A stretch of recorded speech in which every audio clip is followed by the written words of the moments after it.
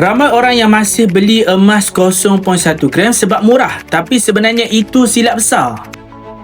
Sebenarnya bila kita beli emas fizikal yang kecil-kecil macam 0.1 gram ataupun 0.5 gram, kos premium dia jauh lebih tinggi. Maknanya harga per gram dia jadi lebih mahal sebab kos cetak, packaging dan postage itu kos yang tetap walaupun emasnya yang kecil. Selain itu juga bila nak jual balik spread ataupun susut nilai emas yang kecil ini lebih tinggi. Jadi makin kecil emas itu makin lambat kita nak capai keuntungan. Jadi itulah sebab penyimpan emas yang bijak mereka fokus kepada item besar.